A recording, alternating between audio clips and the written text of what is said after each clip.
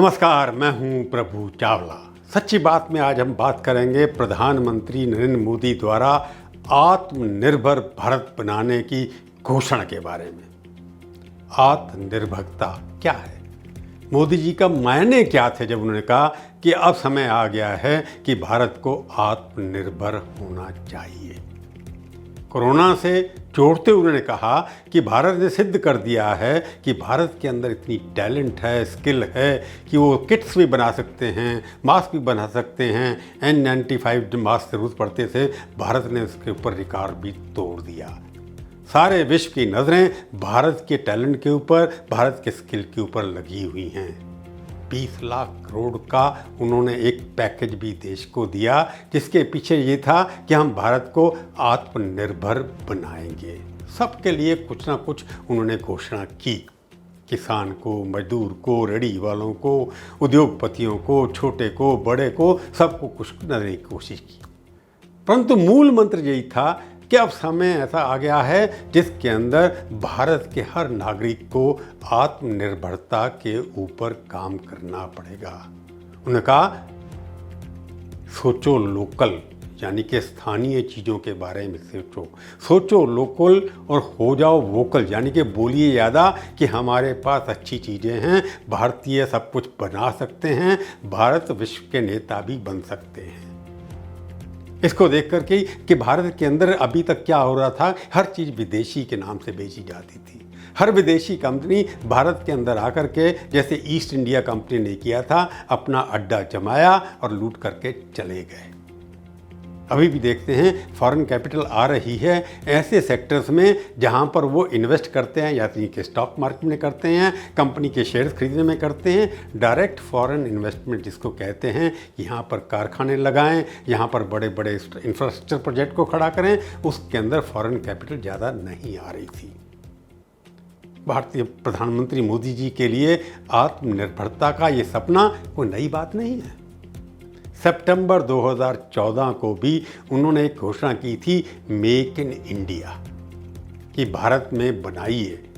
उस वक्त वो बड़े उदारवादी होकर के बात कर रहे थे कि भारत इतनी बड़ी मार्केट है, भारत के अंदर हर किस्म के साधन हैं, रिसोर्सेज हैं, सस्ती लेबर है, अच्छा कानून है, इंग्लिश बोलने वाले व्यक्ति हैं। तो सब फॉरेन कंपनियों को कहा था कि भारत को अपना अड्डा बनाइए। उन्होंने उनके लिए कंसेशन भी किया, 25 सेक्टर खोल दिए, कोई लिमिट नहीं रखी कि आप आइए यहाँ पर पैसा लगाइए और भारत में बना करके विदेशों में भेजिए। बड़ी बड़ी कंपनियों ने कहा कि हम इतने करोड़ इन्वेस्ट करेंगे, इतने हज़ार करोड़ डॉलर लाएंगे। आज 2020 में देखा जाए तो जो घोषणाएं उस वक्त की गई थी, उसके अब 20% भी अभी तक नहीं आई। अब हम विदेश पर निर्भरता करते हैं। आज हर एक किसी महिला के घर में जाइए, गांव के अंदर भी जाइए, उसके हाथ में सुई जो होती है वो भी चाइना की बनी होती है। उसके बच्चे के लिए छोटा सा खिलौना होता है, वो भी चाइना के लिए होता है। बच्चों की साइकिल भी चाइना की है, बच्चों की किताबों के साथ पेंसिल जो आती है वो भी चाइना की है।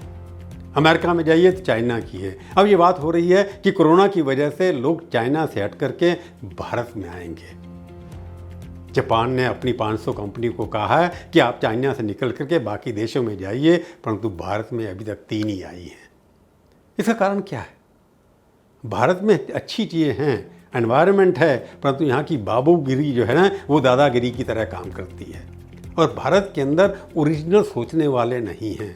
भारत के साइंटिस्ट बाहर जा कर के काम तो करते हैं, परंतु देश के अंदर उनको कोई मौका नहीं मिलता।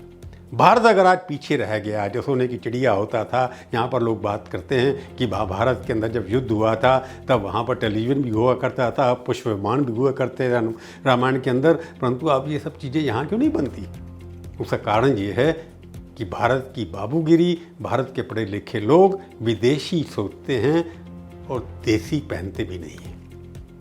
और R&D, रिसर्च एंड डेवलपमेंट, जिसके बेसिस पर भारत का विकास होना चाहिए था, उसके ऊपर भारत सरकार ने या यहाँ की कंपनियों ने खर्च नहीं किया।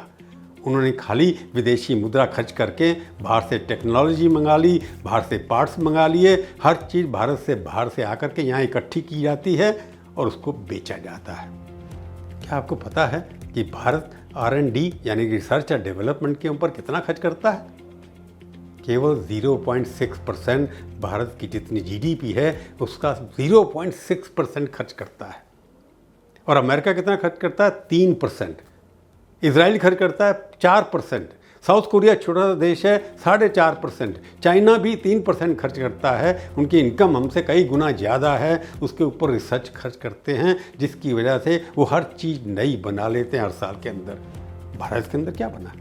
इन्फोसिस आपने खड़ी की, वो केवल कनेक्ट करते हैं सारे के, वो एक आपको बैक एंड सोल्यूशन देते हैं, सॉफ्टवेयर बना करके देते हैं। इंडिया के नाम से कोई भी इंटरनेशनल ब्रांड अभी तक खड़ा नहीं हुआ। क्यों नहीं खड़ा हुआ? हर चीज़ यहाँ पर गाड़ियाँ फॉरेन नेम से आती हैं। मारुति नाम की एक देसी कार खड़ी हुई थी, उसको भी जापानियों ने बदल के सुजुकी बना दिया। क्यों नहीं होता? क्योंकि हम रिसर्च पे खर्च करते नहीं। भारतीय सरकार ने, क्योंकि बाबू ऐसे हैं जो रिसर्च करने के ऊपर खर्च करने देना नहीं चाहते, पैसा नहीं लगाना चाहते। विदेशों पर हम लोग ज़्यादा खर्च करते हैं यात्रा के ऊपर, उससे कम यात्रा खर्च करते हैं। 1 लाख करोड़ रुपये रिसर्च के ऊपर इतने बड़े देश के अंदर खर्च होता है। हम कुछ भी अपना बना नहीं पाए रहे, हर चीज़ इंपोर्ट करने के लिए लगते हैं। अगर अपने बनाते तो यहाँ पर यहाँ की लेबर, अगर एग्रीकल्चर के लिए रिसर्च करते, आज इजराइल जो है, जो वहाँ पर एकदम बिल्कुल रेगिस्तान की तरह था, हरा भरा बनता चला जा रहा है, परंतु भारत जो हरा भरा था रेगिस्तान में परिवर्तन हो रहा है। हम टेक्नोलॉजी पे खर्च नहीं कर रहे हैं और हमारा प्राइवेट सेक्टर तो खर्चता नहीं है। अमेज़ॉन नाम का सर्च का आप हर चीज़ मंगाते हैं अमेज़ॉन से, वो कितना खर्च करते हैं R&D के ऊपर, रिसर्च के ऊपर? 1,50,000 करोड़ साल में खर्च करते हैं अपने इनकम में से। नई चीज़ें निकालते हैं कि कैसे माल को बेचना है, कैसे उसको इकट्ठा करना है, कैसे मशीन इकट्ठी करनी है। आप समझते हैं सैमसंग जो आपके हाथ में फ़ोन आता है वो 1 लाख करोड़ रुपये खर्च करते हैं रिसर्च के ऊपर। ये कंपनियां जो हैं बड़ी बड़ी जो खर्च हैं वो अपने ऊपर इतना खर्च करते हैं ताकि वो आने वाली मार्केट को अंदाज़ा लगा सकें, कंज्यूमर को कैसे अच्छी चीज़ दे सकें, इससे उनकी डिमांड बढ़ती चली जाती है। एप्पल जो है वो भी 1-1.5 लाख रुपए से ज़्यादा खर्च, 1 लाख करोड़ से ज़्यादा खर्च करती है। उनके फ़ोन जैसे ही आते हैं लोग लाइन में लग के लेना शुरू कर देते हैं। क्या ऐसी कोई चीज़ हिंदुस्तान में बनती है जिसके लिए लोग लाइन में खड़े होते हैं? हमारे को छाते के लिए भी चाइना ले जाना पड़ता है, धूप से बचने के लिए भी हमें पेड़ के नीचे खड़ा होना पड़ता है। तो जब भारत के प्रधानमंत्री कहते हैं हमें सेल्फ रिलायंट बनना है, आत्मनिर्भर बनना है, तो उसके लिए ज़रूरी है कि हम सोच से भी आत्मनिर्भर बने। हम भारतीय सोचें, भारतीय खाएं, भारतीय पहने, सोचें, चाहे हम विश्व के लेवल के ऊपर, परंतु जब तक भारतीयता अंदर नहीं जाएगी। अभी ये अनाउंस कर दिया होम मिनिस्टर शाह ने कि उनकी जो कैंटीन है होम मिनिस्टर की जो आती हैं वहाँ पर केवल देसी माल बिकेगा, विदेशी माल नहीं बिकेगा। अच्छी सोच है, परंतु क्वालिटी क्या है? हम क्वालिटी के ऊपर इम्प्रूव करने के लिए खर्च नहीं करते, क्योंकि हमारी क्वालिटी प्रोडक्ट्स की बड़ी कंप्रोमाइज़ करके लोग बनाते हैं, इसलिए वहाँ पर इंटरनेशनल ब्रांड नहीं बन सकते। सोचना अच्छा है, परंतु उसके लिए अगर आप जब तक खर्च नहीं करेंगे तब तक, अब प्रधानमंत्री ने कहा 100 करोड़ रुपए वैक्सीन डेवलपमेंट के ऊपर दिया जाएगा, इंजेक्शन बनेगा, उसके लिए क्या हो सकता है? परंतु भारत के अंदर ज़रूरत है आत्मनिर्भरता के लिए सोचना भारतीय की तरह। अब ये है, आप विदेशी खुशबू लगा लेते हैं, इत्र लगा लेते हैं, सेंट लगा लेते हैं, परंतु मेरे को लगता है भारतीयता की खुशबू इतनी आनंदमयी होनी चाहिए कि विदेशियों की जो नकली खुशबू बनती है उसको हराने में हम सफल हो सकेंगे। कोरोना तो मरेगा, परंतु जब तक विदेशी मानसिक दिशा जो आपकी समाप्त नहीं होगी, प्रधानमंत्री के सपने आत्मनिर्भरता के पूरे नहीं होंगे। हुई ना सच्ची बात?